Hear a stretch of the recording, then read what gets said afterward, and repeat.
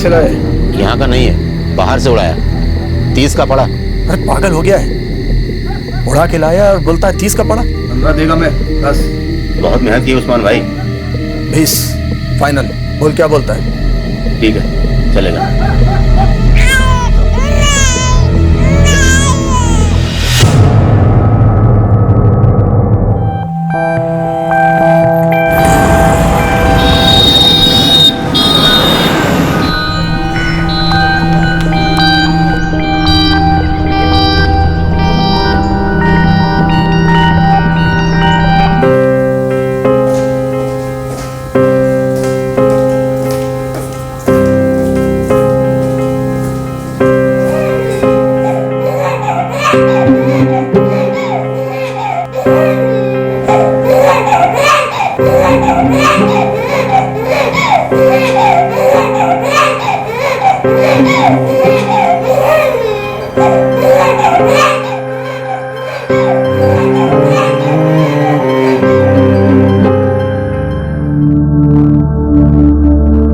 क्या बोलूं स्वाति?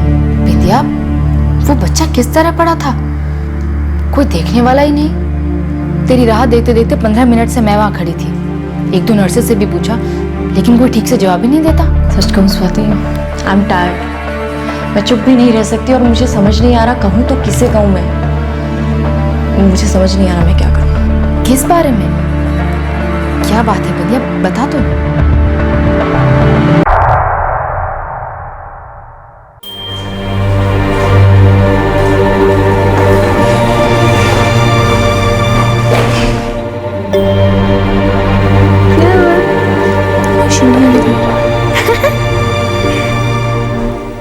हाँ हाँ हाँ, क्या क्या क्या दादी की सब?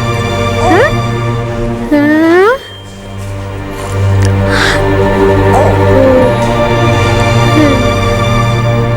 क्या दिख रहा है? सुनो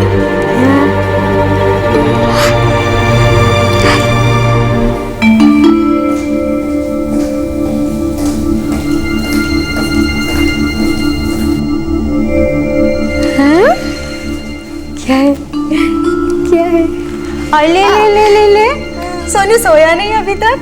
नहीं, दादी को कुछ काम चाहिए ना। खेल रहा है सोनू दादी के साथ, है ना? हाँ? आप थोड़ा थकी हुई लग रही हैं। नहीं, नींद आ रही है, लेकिन जब तक इसके मम्मी पापा में से कोई नहीं जागता मुझे आराम कहाँ। हाँ क्या हुआ क्या हुआ? हाँ क्या हुआ क्या हुआ? अच्छा, यहाँ चाय मिल सकती है? सॉरी आंटी, वार्ड में चाय अलाउड नहीं है, आपको कैंटीन जाना होगा।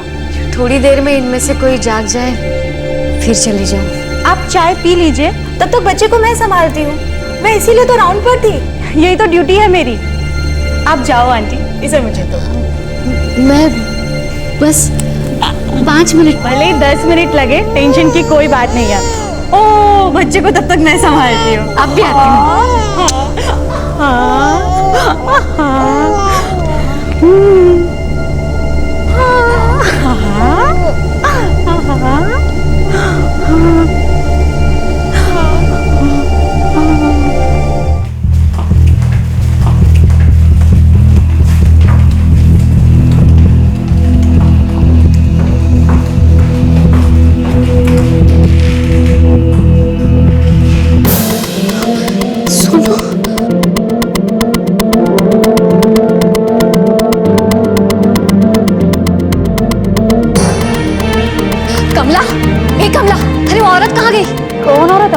वही जिसके पास सोनू को छोड़ कर गई थी मैं।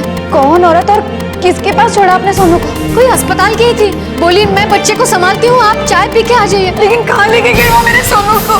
पता नहीं कहाँ गई वो औरत। क्या हुआ कमला, क्या हुआ अम्मा? कोई अस्पताल की औरत थी, बोली मैं बच्चे को संभालती हूँ, आप चाय पी के आ जाइए। मैं बस 5 मिनट में वापस आई। मुझे मेरा बच्चा चाहिए। तुमने किसको दे दिया बच्चा?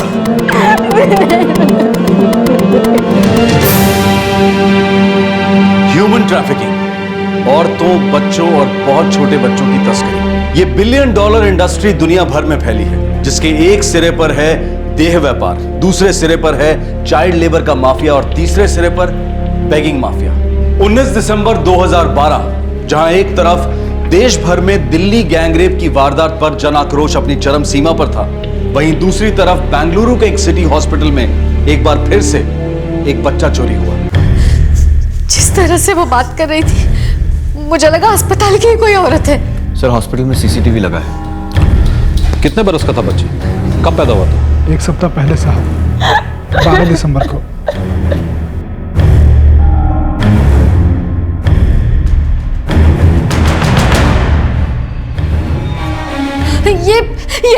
ये स्टॉप। ये? हाँ। लेकिन ये तो हमारे स्टाफ के मेंबर नहीं है। सर इसने तो यूनिफॉर्म भी नहीं पहना है। लेकिन जिस तरह से वो बात कर रही थी, मुझे लगा अस्पताल की कोई औरत होगी। आप चाय पी लीजिए, तब तक बच्चे को मैं संभालती हूँ। मैं इसीलिए तो राउंड पर थी। यही तो ड्यूटी है मेरी। आप जाओ आंटी। फॉरवर्ड करो।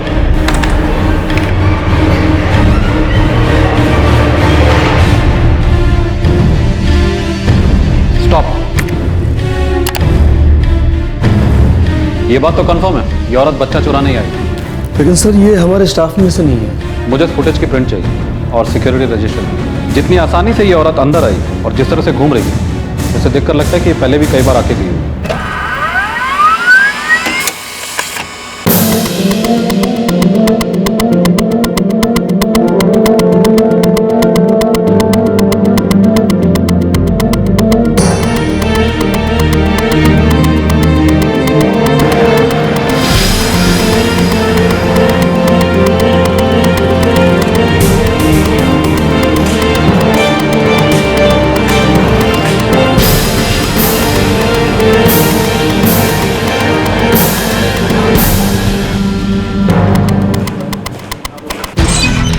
सर उस औरत की अभी तक कोई लीड नहीं मिली।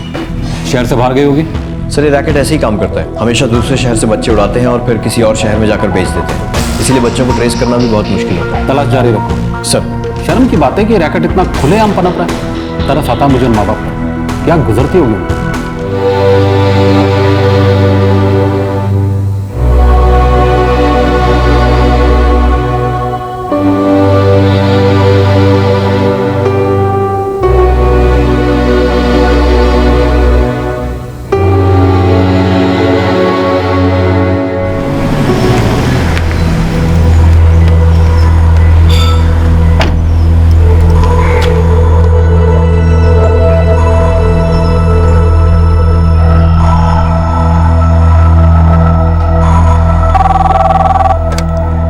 जी,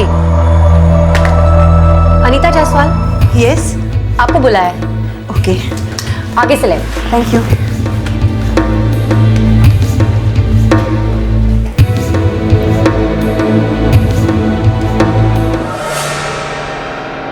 डॉक्टर, मैं एक विधवा हूँ। 3 साल पहले मेरे हस्बैंड एक कार एक्सीडेंट में गुजर गए। I'm sorry to hear that, but how can I help you? बहुत प्रॉपर्टी छोड़ के गए हैं मेरे पति। वो मुझे मिल सके इसके लिए मुझे एक वारिस चाहिए। I'm sorry, मैं अब तक समझ नहीं पा रही हूँ कि आप मुझसे क्या चाहती हैं। मैं एक बच्चा गोद लेना चाहती हूँ। देखिए, ये एक मैटरनिटी होम है, कोई अडॉप्शन सेंटर नहीं है। पर डॉक्टर, मैंने तो सुना है यहाँ बच्चे मिलते हैं अडॉप्शन के लिए। तो आपने गलत सुना है। किस बेवकूफ ने कहा आपसे ये? प्लीज डॉक्टर, समझने की कोशिश कीजिए। मैं एक विधवा हूँ। अडॉप्शन सेंटर से मुझे बच्चा नहीं मिल सकता। आपका बहुत बड़ा एहसान होगा मुझ पर। मैं इसके लिए कीमत देने को तैयार हूँ, पर प्लीज डॉक्टर, मुझे एक बच्चा दे दीजिए प्लीज। किसी ने आपको गलत खबर दी है। ये एक मैटरनिटी होम है और यहाँ बच्चे गोद नहीं दिए जाते। मैडम, आप मेरी जरूरत समझेंगी, ऐसा भरोसा है मुझे। मैं समझ सकती हूँ कि आप मुझसे खुलकर बात क्यों नहीं कर रही हैं, पर डॉक्टर प्लीज एक बार मेरे बारे में भी तो सोचिए। अगर आप मेरी हेल्प कर देंगी तो मेरी जिंदगी बन जाएगी। इस कार्ड में मेरा फ़ोन नंबर है। मैं उम्मीद करती हूँ कि आप मुझे फ़ोन करेंगी, मेरी मदद ज़रूर करेंगी। Please doctor.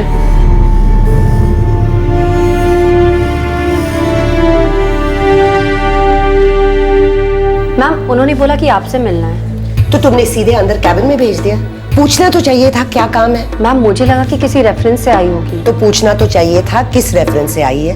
दोबारा बिना पूछे किसी को भी तुम अंदर नहीं भेजोगे, is that clear? Okay ma'am.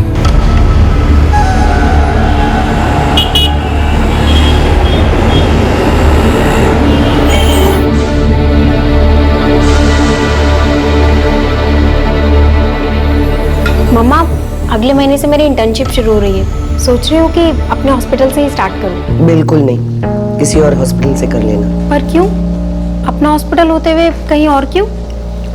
मेरा बेटे, मामा बिल्कुल ठीक कह रही है। अपने कंफर्ट जोन से बाहर निकलोगे तो एक्सपीरियंस मिलेगा ना। अल्टीमेटली तो तुम्हें मामा को ज्वाइन करना ही है, इसलिए मौका अच्छा है। बाहर जाओ, कुछ एक्सपीरियंस लो अच्छे से। ये औरत अनीता जायसवाल ठीक लगती है, जेन्युइन लगती है। नहीं बेटा, बिना कांटेक्ट के आई है, इसलिए उस पर इतनी जल्दी भरोसा करना ठीक नहीं। टटोल कर देखो।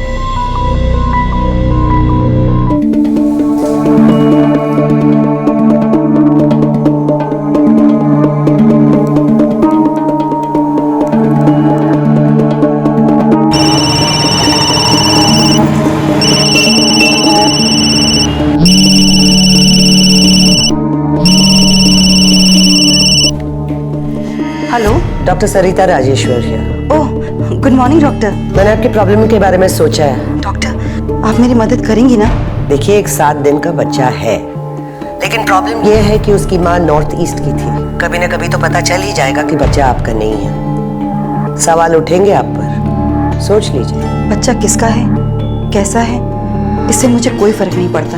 मुझे तो बस एक बच्चा चाहिए। ये बच्चा मुझे अपने पति की प्रॉपर्टी के लिए नहीं, अपने लिए भी चाहिए। मैं माँ नहीं बन सकती ना? ऑल राइट, मुझे थोड़ा टाइम दो, I will get back to you.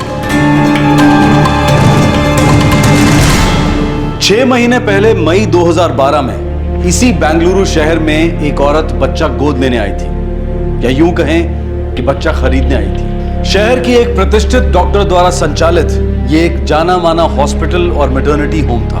बच्चा खरीदने आई औरत को कहीं से तो ये जानकारी मिली होगी कि इस अस्पताल में बच्चे अडॉप्शन के लिए बेचे जाते हैं। एक तरफ हॉस्पिटल में बढ़ती बच्चों की चोरियां और दूसरी तरफ बच्चों को बेचकर पनप रहा अस्पताल। क्या ये दोनों कड़ियां आपस में मिली हुई थी?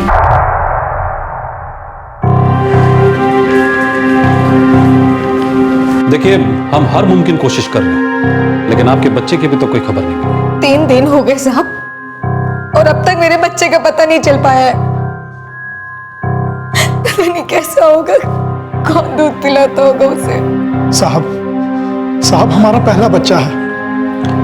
मैं समझ सकता हूं, आप हौसला रखिए, हम अपनी तरफ से पूरी कोशिश करेंगे, लेकिन आप भी हिम्मत मत हारिए।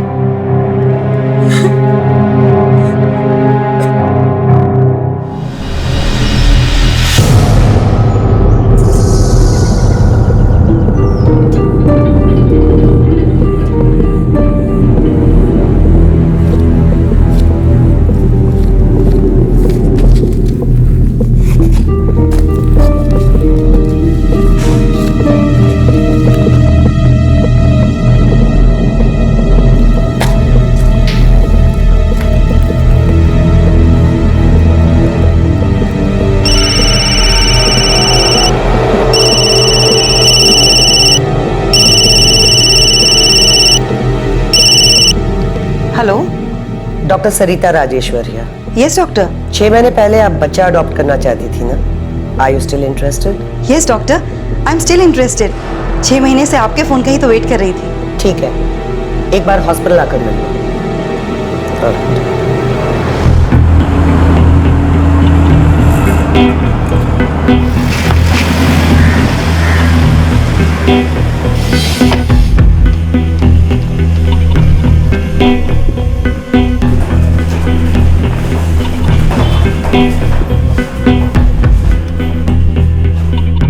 लड़का है, न्यू बॉर्न है, 1.5 लाख लगेंगे।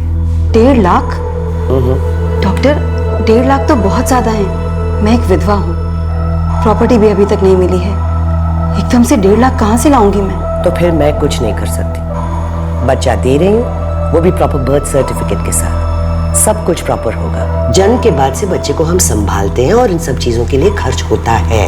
आप तो जानती हैं ना मैंने इस बच्चे के लिए कितना वेट किया है। मुझे बस एक बच्चा चाहिए डॉक्टर। आप क्या थोड़ा कम नहीं कर सकती? Please doctor. Don't plead. ठीक है, 1 लाख। डॉक्टर अगर थोड़ा और कम? तो फिर एक काम कर, बच्चे को भूल जा। नहीं डॉक्टर, मैं 1 लाख देने को तैयार हूँ, लेकिन मुझे बच्चा कब तक मिल जाएगा? कल पैसे ले आओ और बच्चा ले जाओ।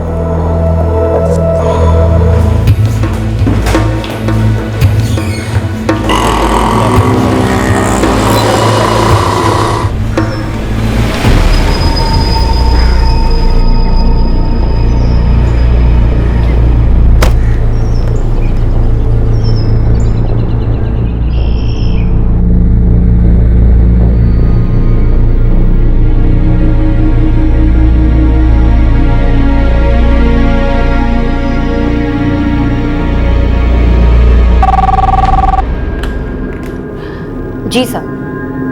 Okay. Mrs Anita Jaiswal? Yes. पहले आपको हमारे executive director Mister Shridhar Rajeshwar से मिलना होगा। वो डॉक्टर सरिता के केबिन में आपका वेट कर रहे हैं। Okay, thanks. Thank you.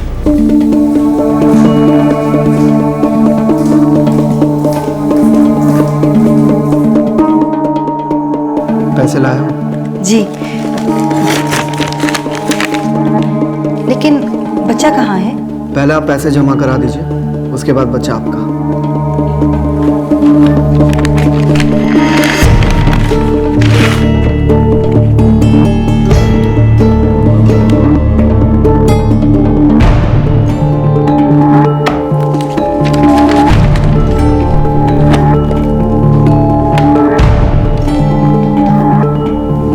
पैसे मिल गए।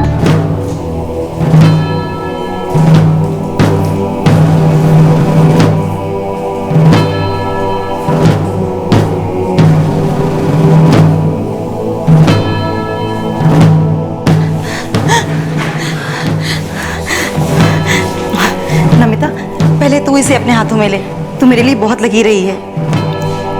डॉक्टर, ये मेरी छोटी बहन है नमिता। घर में सब इसे बहुत लकी मानते हैं। दीदी पहले ये गुड न्यूज़ अम्मा को तो दे दीजिए। अरे हाँ, मैं तो भूल ही गई। अम्मा सुनेगी तो बहुत खुश होगी।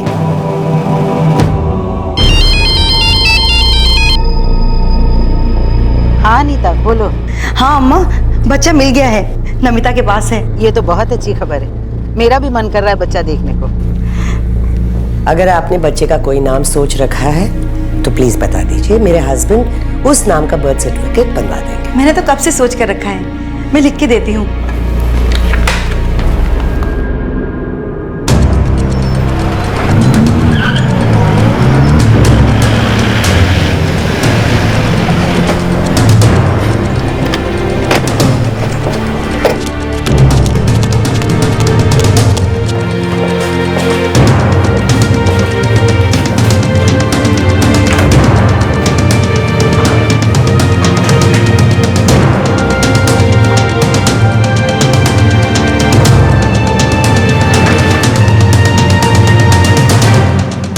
ब्रीफकेस में है सर।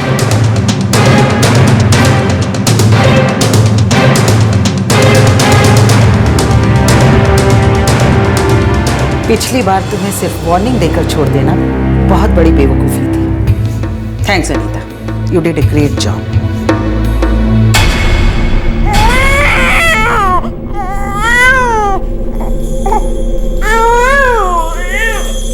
सर, प्लान के मुताबिक बच्चा पहले मेरी गोद में था। इस बार हमारे पास काफी सबूत है। We will present a strong case.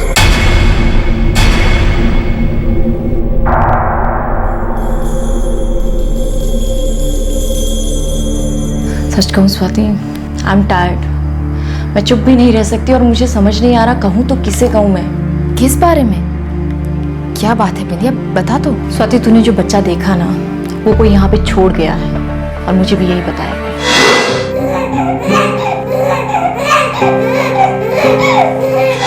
क्या कह रही है तू?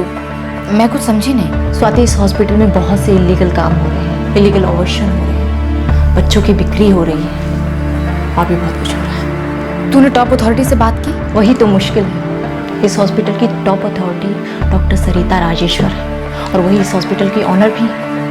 वो और उनकी फैमिली मिलकर ही ये सब इल्लीगल बिजनेस कर रही है। लेकिन बिंदिया ये सब गलत है, तुम्हें रोकना चाहिए ये सब। कैसे?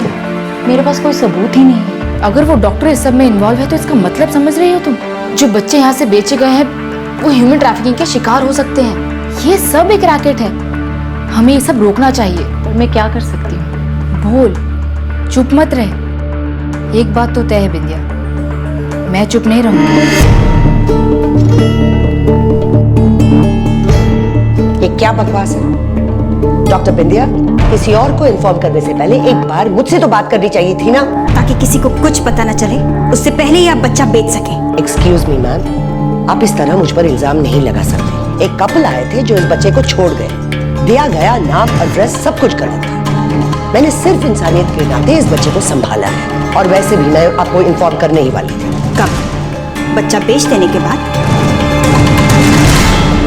2 साल पहले एक आम नागरिक स्वाति ने इस अस्पताल में एक बच्चे को दयनीय अवस्था में देखा और उसने ये बात अपनी एक दोस्त को बताई जो उस अस्पताल में बतौर डॉक्टर काम कर रही थी। और जब उसने अपनी डॉक्टर दोस्त से उस अस्पताल में चल रही गैर कानूनी गतिविधियों के बारे में सुना तो उसे सुनकर बहुत धक्का लगा। संवेदनशील, सतर्क और सचेत स्वाति ने तुरंत संबंधित अधिकारियों को सूचित किया और उस बच्चे को बचाकर चाइल्ड वेलफेयर होम को सौंप दिया। डॉक्टर सरिता राजेश्वर और उसके हॉस्पिटल को सिर्फ हिदायत देकर छोड़ दिया गया क्योंकि उनके खिलाफ कोई सबूत हाथ नहीं लग पाए। लेकिन 1 साल बाद स्वाति, मैंने वो हॉस्पिटल छोड़ दिया है, पर वहाँ अभी भी वो सारे इलीगल काम हो रहे हैं। I know that for sure. बच्चे अभी भी बेचे जाते हैं। पिछली बार वेलफेयर एसोसिएशन ने उसे एक वार्निंग देकर छोड़ दिया था क्योंकि कोई सबूत ही हाथ नहीं लगा। सबूत हाथ लगता भी तो क्या होता? डॉक्टर सरिता बहुत पावरफुल है और उनके पति राजेश्वर की पहुंच बहुत ऊपर तक है। पर इसका मतलब ये तो नहीं ना कि कोई ये रैकेट रोक नहीं सकता। ये सब एक जुर्म है बिंदिया और हमें इसे रोकना चाहिए। आई नो, जो मैं कर सकती थी मैंने किया। सोचा तुझे बता दूं। अब तू ही बता, इस रैकेट को कैसे रोक सकती हूँ?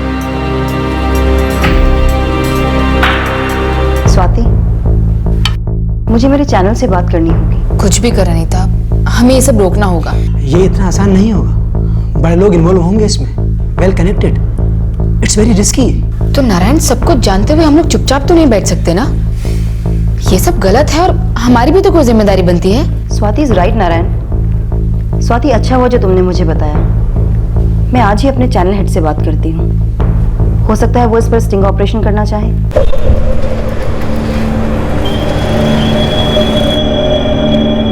हमारा चैनल स्टिंग ऑपरेशन करेगा, लेकिन हमें आपका सपोर्ट चाहिए। पिछली बार हमें कोई सबूत नहीं मिले थे। अगर ये स्टिंग करना है तो पक्के सबूत मिलने तक हमें धीरज से काम लेना होगा और ये सबूत हासिल करने के लिए हमें आपकी मदद चाहिए। हम आपके साथ हैं। जॉइंट सीपी की भी परमिशन मिल चुकी है इस ऑपरेशन के लिए। सब इंस्पेक्टर नमिता इस ऑपरेशन के लिए आप लोगों का साथ देंगे। मैं सजेस्ट करूंगा कि हम ये ऑपरेशन अनीता से करवाएं। वो पहले भी स्टिंग ऑपरेशंस कर चुकी है। She nose her job. Sub inspector Namita को हम सही समय पर इस प्लान में शामिल करेंगे। हमें बहुत ही सावधानी से इस ऑपरेशन को करना होगा। मई 2012 में शुरू हुआ ये स्टिंग ऑपरेशन दिसंबर 2012 तक चला और आखिर कामयाब हुआ। जिस दिन ये स्टिंग ऑपरेशन अपने अंतिम चरण पर था, अनीता ने नमिता को भी अपने साथ लिया था और सबसे पहले बच्चा भी नमिता के ही हाथ में सौंपा गया था। ये एक सोचा समझा प्लान था ताकि नमिता को भी गवाह बनाया जा सके। दिए गए 1 लाख रुपए पर भी निशान बनाए गए थे ताकि उन रुपयों को भी सबूत के तौर पर इस्तेमाल किया जा सके।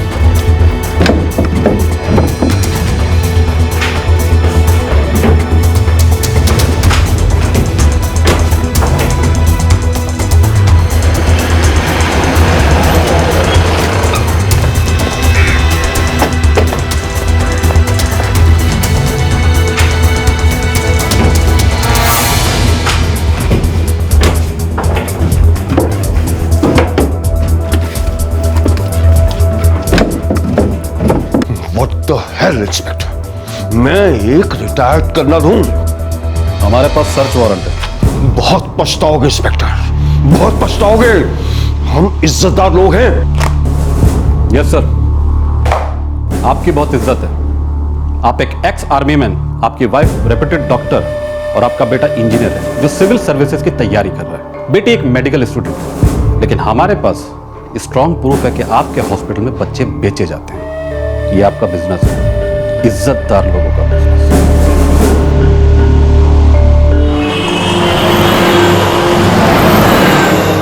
कमला, वो कह रहे थे कि शायद बच्चा हमारा ही है। भगवान करे कि हमारा ही हो। बहुत दिन हो गए सोनू को देखे।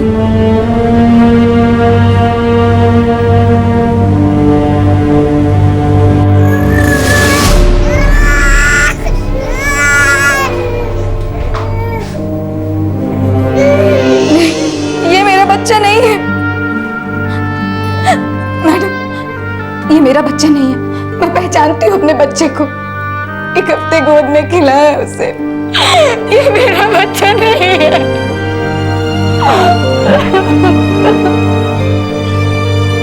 मैंने कहा ना, ये वो बच्चा नहीं है जो 19 दिसंबर को उस हॉस्पिटल से चोरी हुआ था। तो फिर ये बच्चा कहाँ का? ये मेरे ही हॉस्पिटल का बच्चा है। किसका बच्चा है?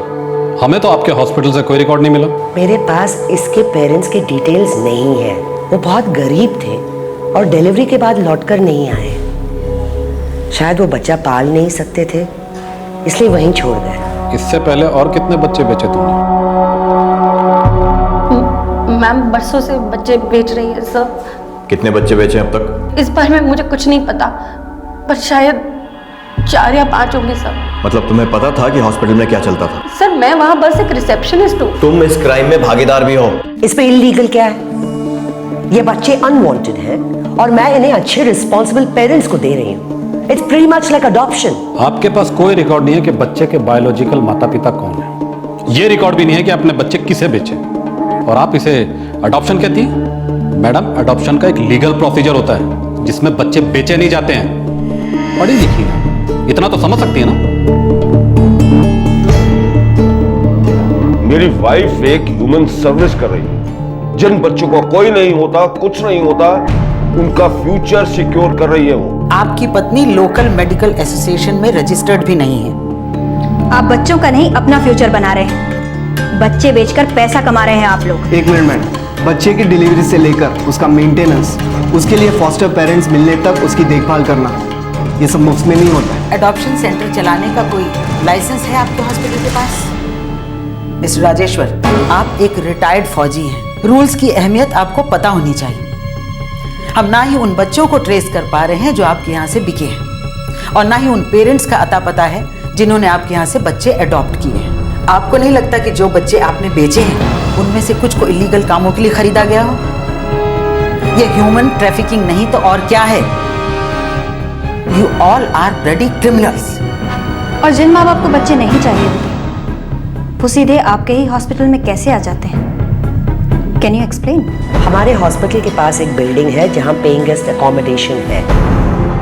वहाँ वो औरतें आती हैं जो सिंगल होती हैं और वो चाहती नहीं कि अपने प्रेगनेंसी के बारे में किसी और को पता चले।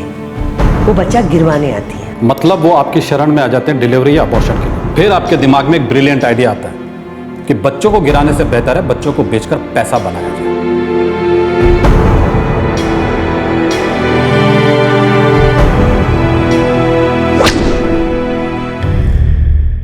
Damn it! मेरी बीवी जेल में है, उसके ऊपर चार्जेस लगे हुए हैं, मेरा हॉस्पिटल सील हो चुका है। I need your help.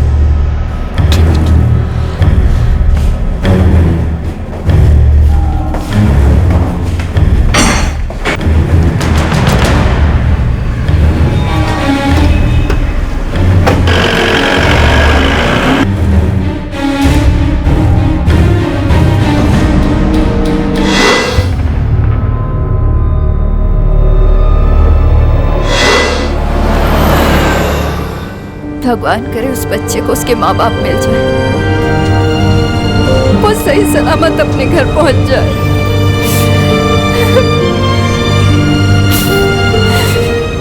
Welfare committee ने बच्चे को चाइल्ड केयर होम भेज दिया है। वहाँ उसका अच्छे से ध्यान रखा जाएगा।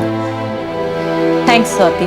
अगर तुम मुझे हिम्मत नहीं देती तो शायद मैं कभी अपना मुंह नहीं खोल पाती। बस भगवान करे कि डॉक्टर सरिता ने जिस किसी को भी बच्चे बेचे हैं वो अच्छे लोग निकले। कितने अफसोस की बात है, इंसान ही इंसान को बेचने का कारोबार कर रहा है। चैन की नींद कैसे सो पाते होंगे ये लोग? कैसे अपनी आत्मा को चुप करा देते हैं?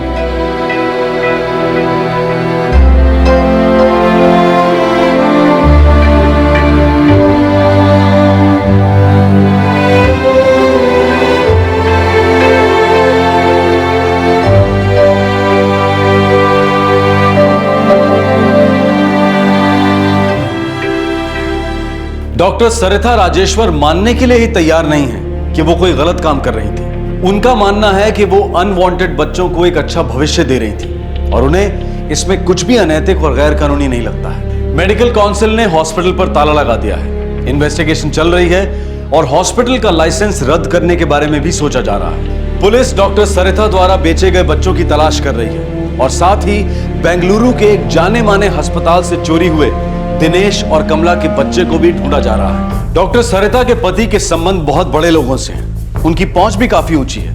हो सकता है शायद वो दबाव डलवाकर इस केस को रुकवा दें और उनके परिवार पर इस केस का कोई असर ही ना हो। लेकिन इस केस में आगे क्या होगा ये सोचकर हमें मायूस नहीं होना चाहिए, क्योंकि इस केस में जो हुआ है वो हम सब के लिए एक उदाहरण है, एक मिसाल है। स्वाति सोड की दूसरी कहानी।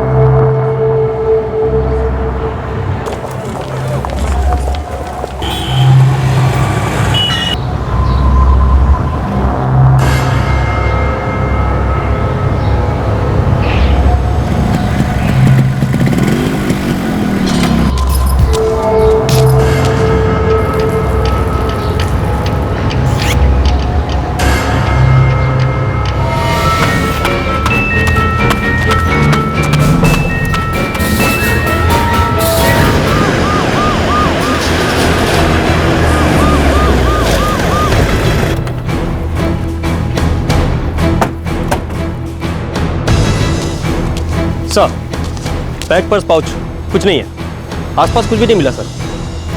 साड़ी से तो मिडिल क्लास की लगती है कदम। मुंबई और नवी मुंबई के सारे थानों में चेक करो, कहीं कोई मिसिंग कंप्लेंट तो नहीं है। सर, लगता है इनका सर किसी पत्थर से टकरा है। हमें भी लाश के पास एक पत्थर पड़ा हुआ मिला था। उम्र 60 और 65 के बीच लगती है। अपना बचाव नहीं कर पाई है। मौत का वक्त कल शाम 6 और 8 बजे के बीच।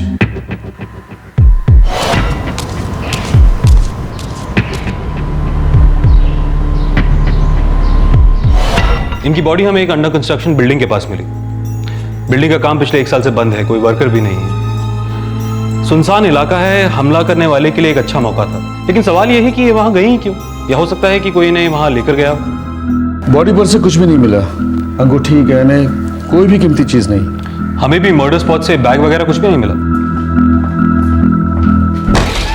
सर, मुंबई और नवी मुंबई कहीं भी इस औरत से मेल खाते कोई मिसिंग कंप्लेंट नहीं है सर। बुजुर्ग औरत थी, शायद आगे पीछे कोई हो ही ना, और अगर कोई है भी तो उसे उनके होने या ना होने से कोई फर्क नहीं पड़ता। आसपास के इलाके में पोस्टर लगा के देखते हैं, शायद कोई सामने है। ठीक है, देखते हैं 1-2 दिन, अगर कुछ हाथ नहीं लगा तो फिर कुछ और सोचेंगे। सब एक 60-65 साल की बुजुर्ग महिला कोपर खैरने इलाके में मृत पाई गई। किसी ने उनकी लाश को देखा और पुलिस को इन्फॉर्म किया। साफ तौर पर यह कत्ल का मामला था, लेकिन मृतक की पहचान नहीं हो पाई थी और ना ही मुंबई में और ना ही नवी मुंबई में कोई मिसिंग कंप्लेंट दर्ज हुई थी। क्या इस बुजुर्ग महिला का अंतिम संस्कार एक अनजान लाश के तौर पर कर दिया जाएगा, या फिर पुलिस पता लगा पाएगी कि वो औरत कौन थी?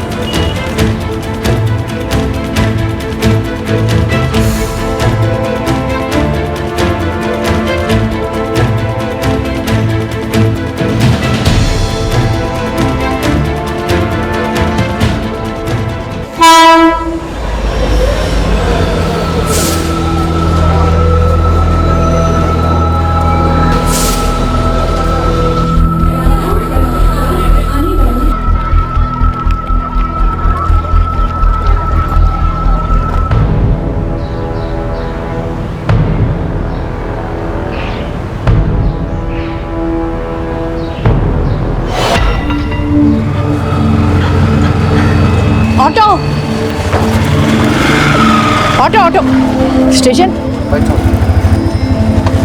चलो।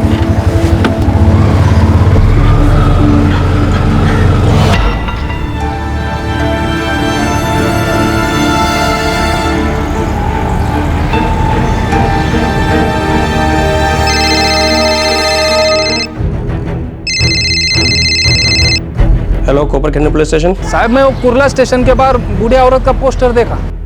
आप जानते हो उसे? जानता तो नहीं हूँ साहब, लेकिन इतना जरूर मालूम है कि वो नेहरू नगर में रहती थी। उधर से 2-3 बार मेरे साथ शेयरिंग रिक्शा में बैठी है। आपका नाम? साहब मंदार। Thank you Mandar.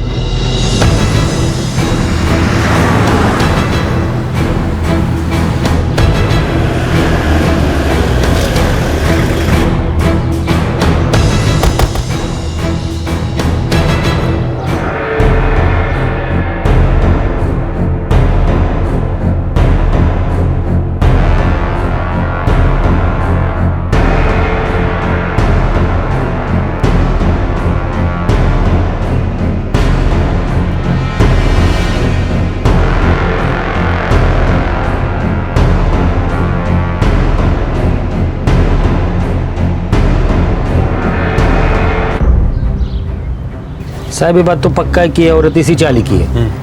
कई बार आए लेकिन नाम पता मालूम नहीं मेरे को। वो 12/34 वाली से पूछो, वो पूरे चाली का खबर रखती है, वो बराबर बताएगी आपको। कहाँ होगा ये 12/34? यही 6 घर छोड़ के साहब। ये तो शांता मौसी है, 3 दिन से घर नहीं आई है। कुछ हुआ है क्या साहब? किधर है इनका घर? यही बाजू के गली में 35/46।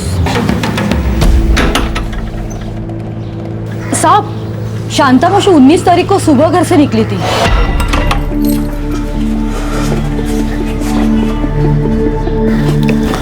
अरे शांता मौसी कशी आहेस? मैं ठीक हूँ, चल येते।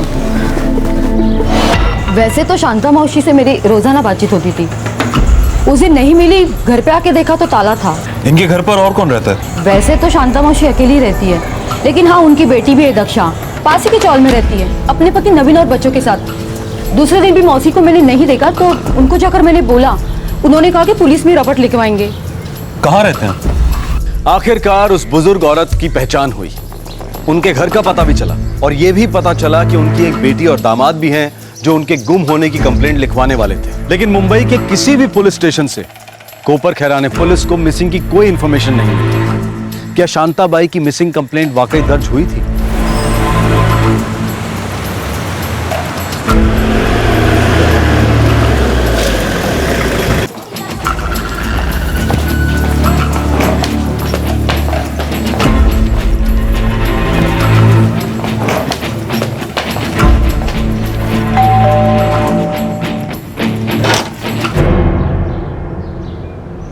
दक्षा जी साहब, आई को क्या हुआ है? वही तो पता करना है। वैसे अगर आई की इतनी ही फिक्र थी तो उनकी मिसिंग कंप्लेंट क्यों नहीं की थी साहब, इधर नेहरू नगर पुलिस थाने में मैं और मेरा पति दोनों गए थे। लेकिन हमने तो सारे पुलिस स्टेशन में फोटो भेजी थी। पति कहाँ है तुम्हारा? काम पे गए हैं साहब। उसे बोलो आज ही कोपर खैरने पुलिस स्टेशन में आके मिले, आज ही।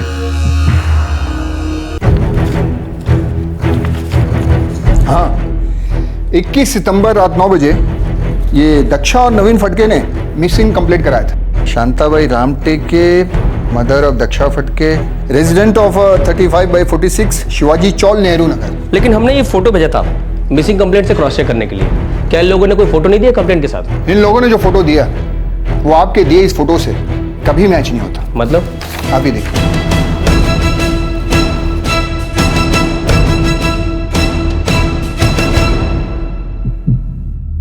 साहब मेरे पास आई की यही फोटो थी। तुम्हारी आई इतने दिन से गायब थी, तुमने उन्हें ढूंढने की कोशिश नहीं की? क्या है ना साहब, सासू माँ को कोई भी रोक टोक पसंद नहीं थी, वो अपने आप में ही रहना पसंद करती थी। साहब वो ना अक्सर अपनी पोती यानी मेरी भतीजी के यहाँ जाकर रहती थी। मैंने सोचा उधर ही गई होगी। कहाँ? कोपर खैरने में मेरे बड़े भाई की बेटी माधुरी रामटेके के उधर। और तुम्हारे बड़े भाई कहाँ रहते?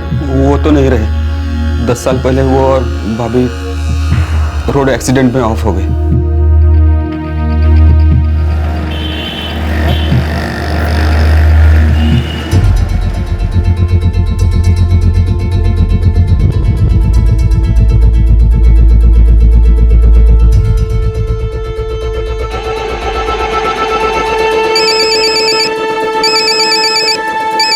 शीतल, हाँ फोन देखना है सर। हाँ एक्सक्यूज मी। हेलो माधुरी, पुलिस स्टेशन से फोन है।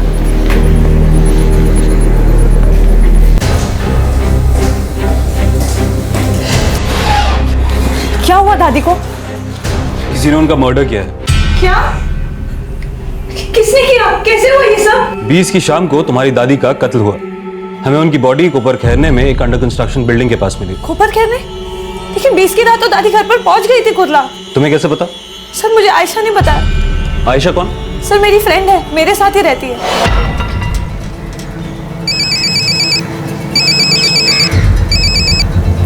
हाँ आयशा। हाँ माधुरी, अच्छा सुन, दादी के पैसे बैंक में जमा करवा दिए हैं, ओके? और उनको थाने से कुर्ला की ट्रेन में भी बिठा दिया है। Thank you so much Ayesha. अरे थैंक यू की क्या बात है यार। अच्छा सुन, अभी कुछ दिन मैं घर नहीं आऊंगी, नासिक जा रही हूँ। क्यों ऐसे अचानक? नहीं कुछ सीरियस नहीं है, बस वो मुझे थोड़ा काम है, कुछ दिनों में लौट आऊंगी। हाँ अच्छा अभी मैं रखती हूँ, फोन की बैटरी लो हो रही है। ओके अच्छा ठीक है, चल bye. Okay bye. Sir Ayesha ने मुझे बताया था कि उसने दादी को बिठा दिया था ट्रेन में कुर्ला के लिए। आयशा का नंबर है? जी सर है, 444567878। ये पैसे का क्या चक्कर है? सर उस दिन दादी आई थी मेरे घर पर कोपर केरने में, करीबन 10 बजे के आसपास।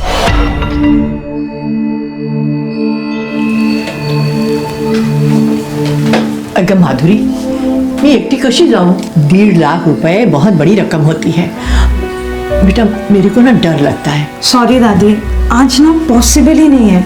आज 6 क्लाइंट्स हैं और मैं उनको मना नहीं कर सकती। और अगर मैंने आज छुट्टी ले ली ना दादी, मेरी हमेशा के लिए छुट्टी हो जाएगी। एक काम करते हैं, हम लोग कल चलते हैं, है ना? कल? हाँ। नहीं बाबा नहीं, अरे बिल्डर ने बोला आ जाओ और पैसा लेकर जाओ। देखो बेटा, इन लोगों का कोई भरोसा नहीं, कल को पलट गया तो। आयशा, तुम्हारी आज शाम की शिफ्ट है ना? हाँ। क्यों? देखो ना, तुम दादी के साथ गोरेगांव चली जाओगे। वो एक्चुअली दादी को ना बिल्डर से पैसे लेने हैं, जिसने दादी की चौल खरीदी है ना। हाँ श्योर यार, कोई बात नहीं, मैं चली जाऊंगी। ठीक है दादी। तुम्हारी दादी तुम्हारे घर कोपर खेरने में आती हैं तुम्हें अपने साथ ले जाने के लिए, लेकिन तुम्हारी जगह तुम्हारी फ्रेंड आयशा उनके साथ जाती है। फिर आयशा शाम को फोन करके तुम्हें बताती है कि उसने दादी को कुर्ला के लिए ट्रेन में बिठा दिया, मगर दादी घर नहीं पहुंचती।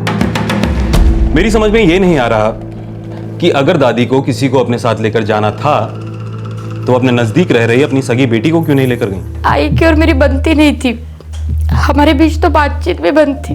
क्यों? बस नहीं बनती थी। अपनी सगी माँ से? सर मेरे मम्मी पापा गुजर जाने के बाद दादी और मैं बहुत करीब आ गए थे, और दक्षा बुआ को लगता था कि दादी उनके बच्चों से ज्यादा मुझसे प्यार करती है।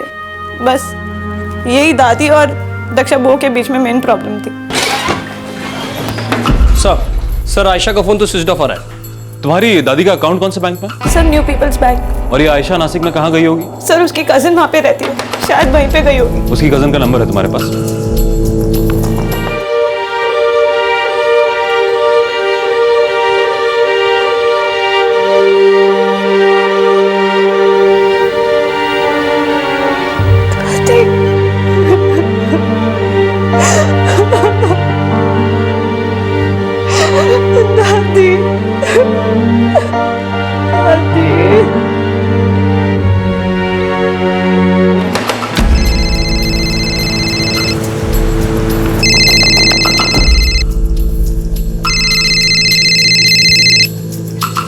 हेलो हेलो नुसरत खान जी, कहिए। कोपर खैराना पुलिस स्टेशन से पीएसआई कदम बोल रहा हूँ। आयशा है? आयशा जी वो तो यहाँ नहीं है। क्यों, क्या हुआ है? वो 20 तारीख की रात को आपके यहाँ नहीं आई? जी नहीं, मैं तो उससे पिछले 4 महीने से नहीं मिली। पर हुआ क्या है? उसके पेरेंट्स कहाँ रहते हैं? वो तो बेंगलुरु में रहते हैं। पर हुआ क्या है सर? अगर आयशा से बात हो तो उसे कहना कि तुरंत कोपर खैराना पुलिस स्टेशन में कांटेक्ट करें। जी लेकिन जी नहीं, हमें इनके बॉडी पर कुछ भी नहीं मिला। नहीं सर, दादी सोने के कंगन, चेन और इयरिंग हमेशा पहनी रहती थी। पर जब हमें इनकी बॉडी मिली उस पर कोई भी गहने नहीं थे।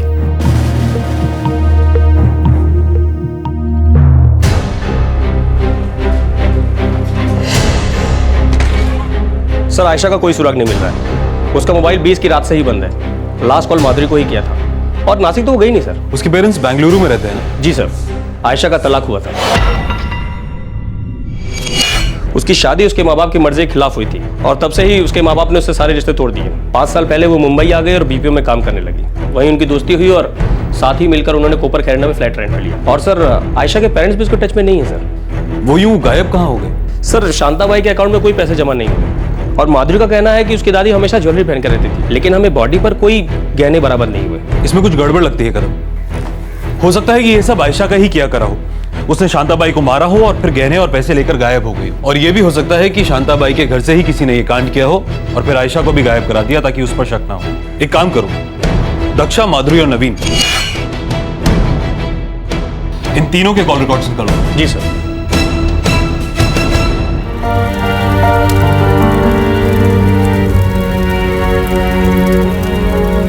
उस बुजुर्ग औरत का अंतिम संस्कार एक अनजान लाश की तरह से नहीं हुआ। वो थी नेहरू नगर कुर्ला की रहने वाली शांताबाई रामटेके, जो उस मनूस दिन मार दी गई जिस दिन वो स्लम रीडेवलपमेंट करने वाले बिल्डर से पैसा लेने गई हुई थी। शांताबाई ने जो पैसे कलेक्ट किए थे वो गायब थे। शांताबाई ने जो गहने पहने थे वो गायब थे।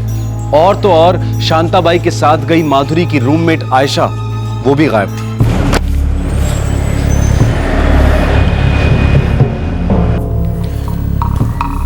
हाँ, शांताबाई रामटेके 20 सितंबर को आई थी। क्या ये लड़की भी आई थी उनके साथ? हाँ, ये भी साथ आई थी।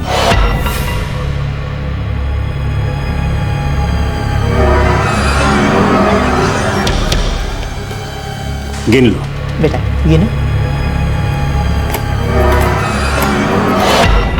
इनफैक्ट इसी लड़की ने रुपए गिने थे।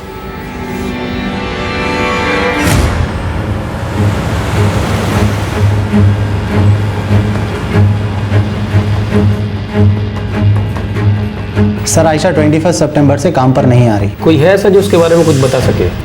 उसका कोई करीबी दोस्त? आयशा के यहाँ सबसे फ्रेंडशिप है। 1 साल से यहाँ काम कर रही है। एकदम बिंदास आउटगोइंग लड़की है।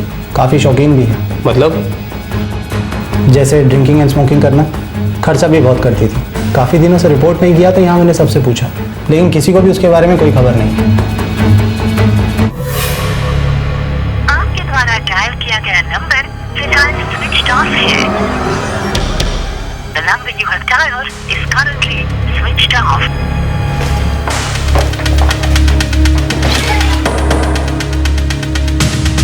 सर, माधुरी, दक्षा और नवीन तीनों के फोन रिकॉर्ड स्कैन किए, क्लीन है। और सर ये आयशा के बारे में अभी तक कोई खबर नहीं मिली। कदम, कहीं ऐसा तो नहीं कि हमारा ध्यान भटकाने के लिए आयशा की कहानी बनाई गई है? आखिर कोई ऐसे गायब कैसे हो सकता है? सर इन्फॉर्मर्स को ज्वेलरी के पीछे लगाया है। ज्वेलरी चोरी हुई है, कभी न कहीं बिकेगी जरूर।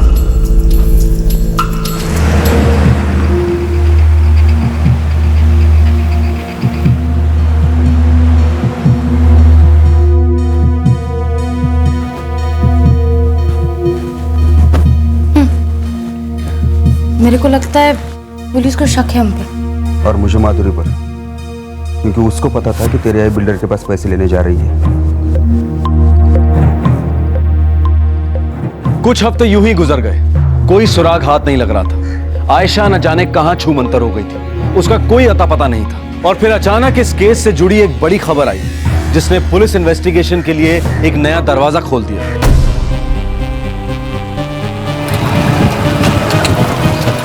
साहब बेलापुर में एक ज्वेलरी शॉप है। आगे बोलो। साहब 22 सितंबर को उस दुकान पर ज्वेलरी बिकी थी।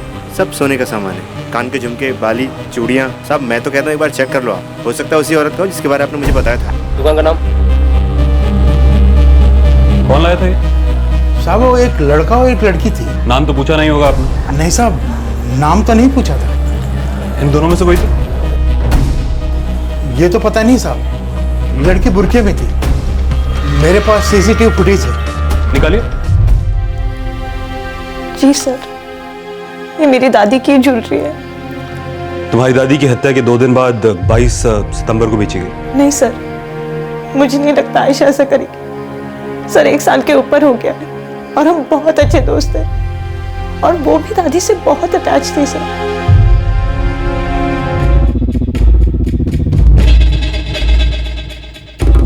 काफी अच्छी तरह से खुद को ढक रखा है। डेफिनेटली अपनी आइडेंटिटी छुपाने की कोशिश कर रही है। सर लेकिन इसके साथ जो आदमी है वो नवीन नहीं है। पर ये औरत कौन हो सकती है?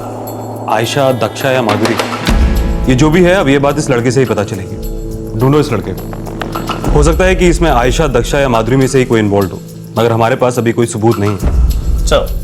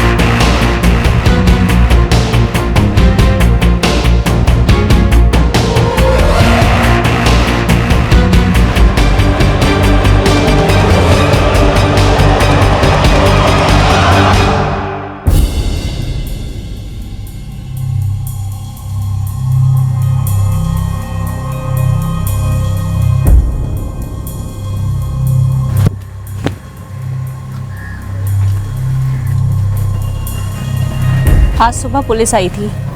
क्या पूछ रही थी? तुम्हारे बारे में पूछ रही थी और पूछ रही थी तुम्हारा कोई बॉयफ्रेंड है या नहीं। और हाँ, एक लड़के का फोटो भी दिखाया।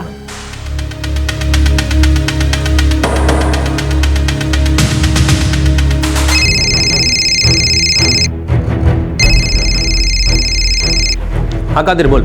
हाँ साहब, पता चल गया उस लड़के का। साहब उस लड़के का नाम दीपेश जोएकर है। 3 हफ्ते से घर से गायब है साहब। अंकित सोसाइटी बेलापुर का रहने वाला है साहब। और सर पता चला है कहीं माथेरन में छुपा बैठा हुआ है। और आयशा? सर उसका नहीं पता चला, पर सर दीपेश का किसी लड़की के साथ लफड़ा जरूर है। माथेरन में कहाँ? वो तो नहीं पता चला साहब। मेरे लड़के लोग लगे हुए पता करने में। आप माथेरन पहुँचो साहब, तब तक मैं पता करके बताता हूँ।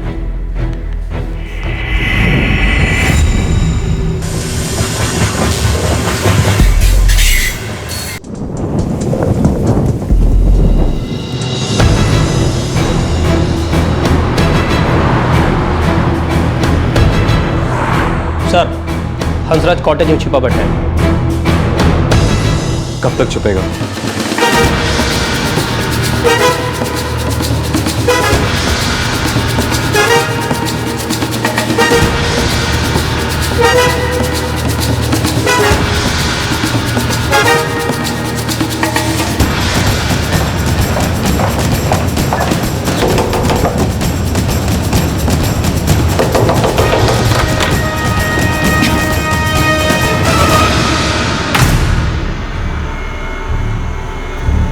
कौन है दीपेश? तू बता, कौन है ये? अरे कौन? वेलकम। हमें तो शक होने लगा था कि कहीं माधुरी तो हमें बेवकूफ नहीं बना रही, मगर मैं गलत था।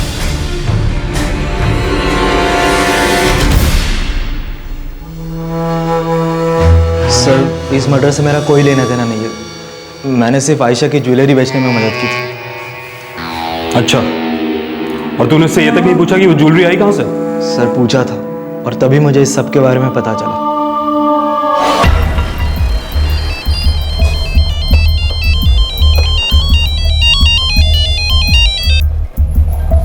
हाँ आयशा बोलो।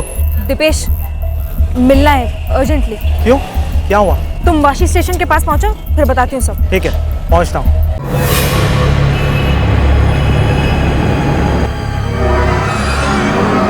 ये कहाँ से है? इंतजाम हो गया, चलो अब शादी कर लेते हैं। आयशा ये कुछ नहीं है, इससे कुछ नहीं मिलने वाला, और फिर हमारी वैसी ही हालत हो जाएगी जैसी तुम्हारी पहली शादी के बाद हुई थी। दीपेश मेरे पास और भी है, तुम ये पकड़ो। देखो इतना है, हम एक अच्छी जिंदगी शुरू कर सकते हैं। कहीं दूर, बहुत दूर चले जाएंगे। मेरे माँ बाप से पैसे मांगने का तो सोचना भी नहीं पड़ेगा। हम एक अच्छी जिंदगी शुरू कर सकते हैं दीपेश। लेकिन ये सब तुम्हें मिला कहाँ से?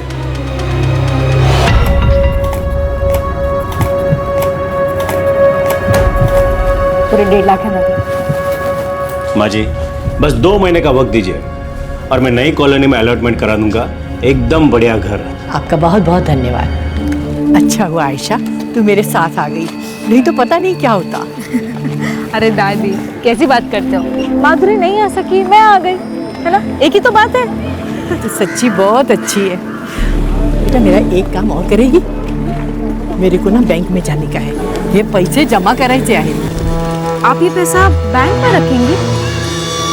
अरे और नहीं तो क्या, अरे इतनी बड़ी रकम मैं अपनी खोली में रखेगी क्या?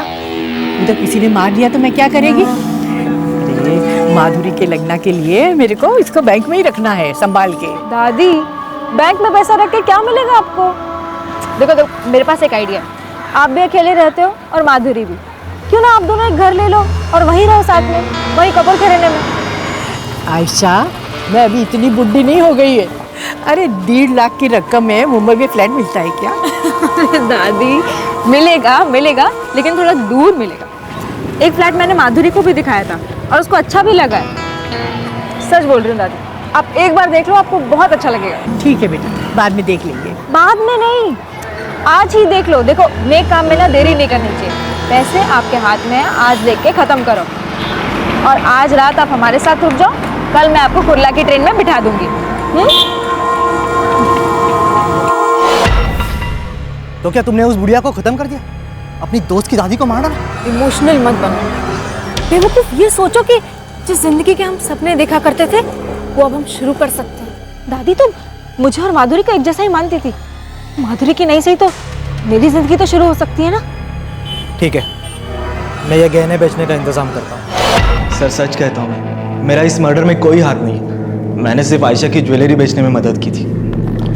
अच्छा, तुझे सब पता था फिर भी तू इसकी मदद करता रहा, निकल पड़ा इसके साथ एक नई जिंदगी शुरू करने। और तुम, उस औरत ने तुम पर विश्वास किया था, तुम्हारी दोस्त माधुरी ने भी तुम पर विश्वास किया था। सर विश्वास तो मैंने भी किसी पे किया था, शादी की थी,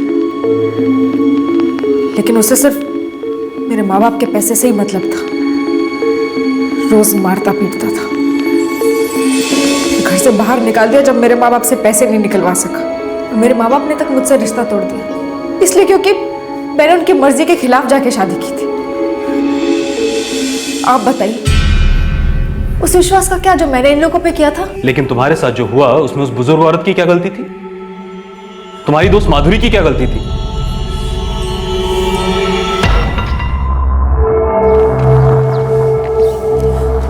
आयशा तू ये मुझे कहाँ ले आई है? क्या दिखाने वाली है यहाँ? दादी आप मेरे साथ चलो तो सही, यहाँ पे एक बहुत अच्छा फ्लैट है। ये बिल्डिंग तो अभी आधी बनी है, लगता है काम चल रहा है। आयशा बेटा इधर अपने को 1.5 लाख रुपए में कौन देगा फ्लैट? दादी आपको मेरे पे विश्वास है ना? है बेटा, तो फिर चलो ना, चलो।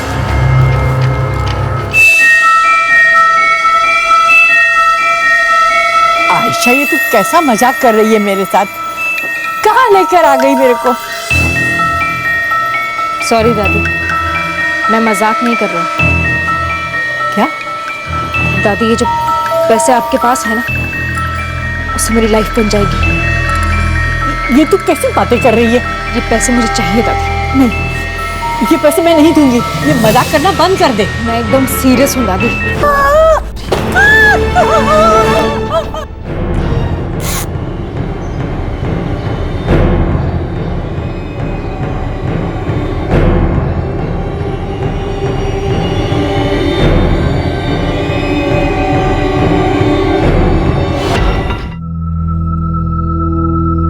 तुमने सच में ये सोचा कि एक बूढ़ी औरत की जान लेकर, उसके गहने और पैसे लूट कर तुम एक नई जिंदगी शुरू कर सकती हो? सर ये तो आप भी जानते हैं कि सारी जिंदगियां कोई ईमानदारी पे तो नहीं बनी होती है ना। बेईमानी और धोखे पर कभी एक खुशहाल जिंदगी खड़ी नहीं हो सकती। किसी ने ये नहीं सिखाया तुम्हें?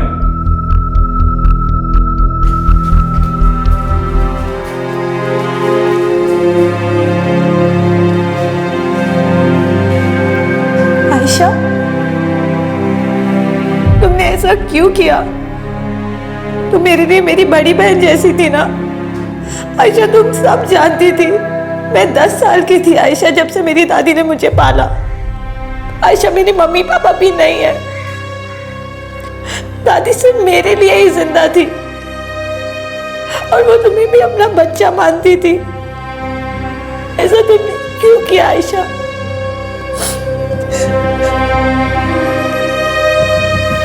प्लीज प्लीज मुझे माफ कर दे। I am really sorry. मुझे समझ ही नहीं आया क्या करूं।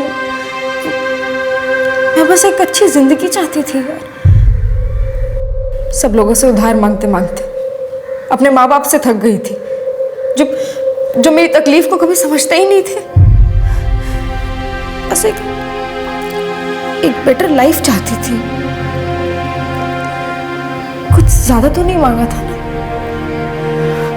बस कोई रास्ता ही नहीं मिला।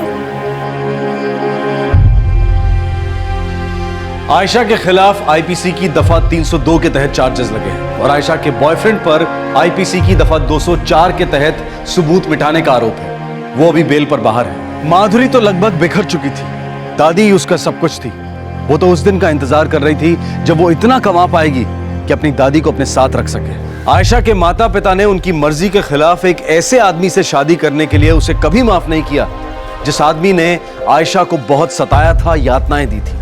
आखिरकार आयशा को उससे भी दूर होना पड़ा। उसे नौकरी मिली, लेकिन जिस तरह की अच्छी जिंदगी वो जीना चाहती थी उसके लिए उसकी कमाई हमेशा कम पड़ी। उसे एक लड़के से प्यार हो गया, लेकिन उसने भी उसके इस ख्याल को मजबूत ही किया कि एक अच्छी जिंदगी गुजारने के लिए बहुत कुछ चाहिए होता है। कुछ हफ्ते पहले दिसंबर 2012 के आखिर में चेन्नई में एक ऑटो रिक्शा ड्राइवर और उसके दो दोस्तों ने एक बुजुर्ग औरत को मारकर उसके गहने लूट लिए। इन तीनों को अपने सपने, अपनी इच्छाएं पूरी करने के लिए पैसों की जरूरत थी। हर दूसरे दिन कोई ना कोई कत्ल होता है जहां आरोपी एक अच्छी जिंदगी की चाह किसी की जान लेकर उसे लूटकर पूरी करना चाहता है। कितनी खतरनाक और अचंभे की बात है कि कुछ लोग ऐसा भी सोचते हैं कि वो अपनी जिंदगी बना सकते हैं किसी दूसरे की जिंदगी खत्म करके, उसे लूटकर। ऐसा क्या है जो लोगों को ये सब करने के लिए प्रेरित करता है? माना कि सभी जिंदगियां सादगी और ईमानदारी की बुनियाद पर नहीं खड़ी हैं, लेकिन ये भी तो एक बहुत बड़ी सच्चाई है ना कि कोई भी जिंदगी धोखेबाजी, बेईमानी और जुर्म के सहारे नहीं फल फूल सकती। आपसे फिर मुलाकात होगी क्राइम पेट्रोल दस्तक में एक और नए केस के साथ। तब तक अपना ख्याल रखें, सुरक्षित रहें और याद रखें कि आप किसी दूसरे की जिंदगी खत्म करके कभी भी अपने लिए खुशियां और अच्छी जिंदगी नहीं खरीद सकते हैं। जय हिंद। इस तरह के और भी एपिसोड देखने के लिए हमारे चैनल को सब्सक्राइब करें और बेल आइकन दबाना ना भूलें।